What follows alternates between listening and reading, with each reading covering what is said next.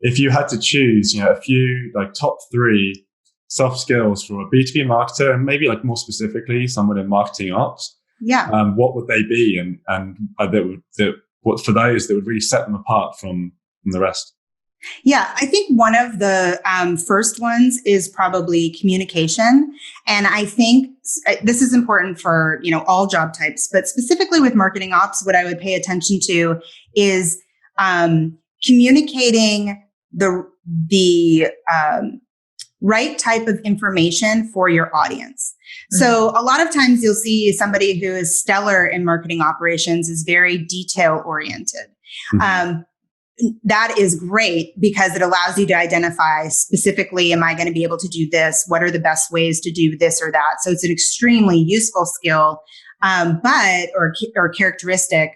But if you're very comfortable communicating a high level of detail, and then all of a sudden you have to communicate to the CMO, and you are including all of that detail together without summarizing what are the key things that the CMO needs to understand and what are the key things that tie to the business results that person cares about, you might be losing them in, all of the detail that you're sharing, whether that's written. Mm-hmm. I see it a lot of times, like emails that are just like so long. And if you only have, 2 or 3 minutes to get the highlights, it's impossible to determine what do you need to take away, or like really long chats. Or, just even in a meeting, I'm long-winded, as you can tell, but taking 5 minutes to get to the thing you want to say is not the best way to communicate for the audience you're communicating to if you're working with the CMO, or if you're working with a leader who is short on time, high on results. So you really need to tailor your communication for your audience and what is important to them and what they care about and how to help you move forward. And you have to plan that in advance. You have to do the thinking in advance to figure out what are the key points that you need to share that are meaningful. And so I would say communication, definitely. And then specifically, communicating at the right level for marketing ops, I think, is a key skill. Yeah. So I think that's one, communication. The other one is collaboration. And in collaboration, so, marketing ops is working with all types of people across the organization. It's really a cross-functional role in that way. You're working on the marketing team, but you're working with sales, and, everything you're delivering has an impact on customers. So you sort of are touching the whole organization, which is a great reason why it's, a great role to be in.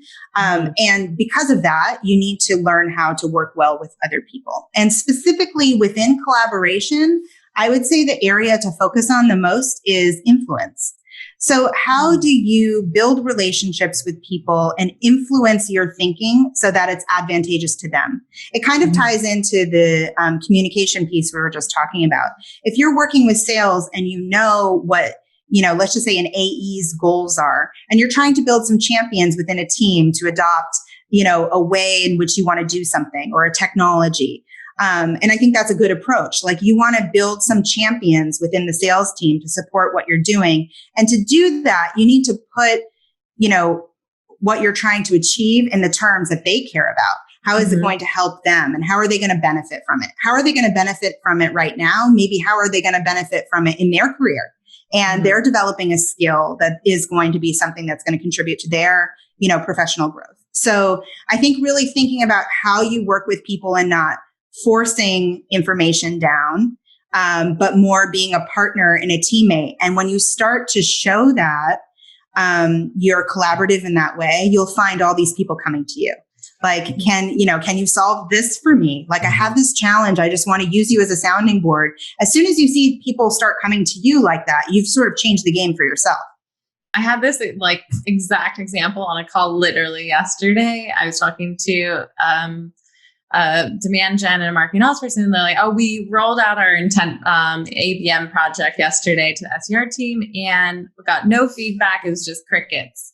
Oh, and I said, why do you think that is? And they said, well, I don't know, maybe they just don't understand. And I was like, well, that could be part of it, but you were talking about what it is. And I said, but I think you need to think about your audience, and have you thought about maybe finding a few champions, like SDRs, improving out the project first, maybe with them, because them hearing the success that they've had from their own peer on their team is going to be much more useful than you just throwing this information at them. They want to hear from someone who's having success with it so that they are more willing to adopt it. And I've done this before with salespeople.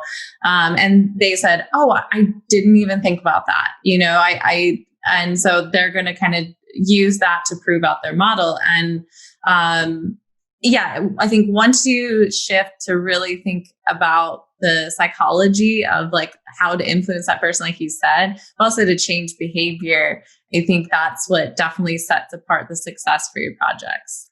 Definitely. I think that's a really good example of, just if people could walk away from this understanding, like one thing I could do tomorrow to make a difference. Every time you're rolling out a campaign or doing anything where you require the participation of other people, then it's a really great idea to identify those champions and get them on your side and get them to buy into something. Get them to talk to their, teammates about, hey, we're launching this tomorrow and I agreed to, support it in this way. Will you help me out with this? And then it will just grow more organically and people will be more enthusiastic about it. I think that's a great one. And another one is just to make sure when you're working with people, like in a meeting, for example, if let's just say in your example, if there's a meeting or a call or even a chat of some sort to talk about the rollout, make sure you're getting participation and feedback in that you're pausing to make sure that people are engaged and you're asking questions. Is there anything else I can do for you to make sure that this is a success? All of those things help build that influence and collaboration that you need.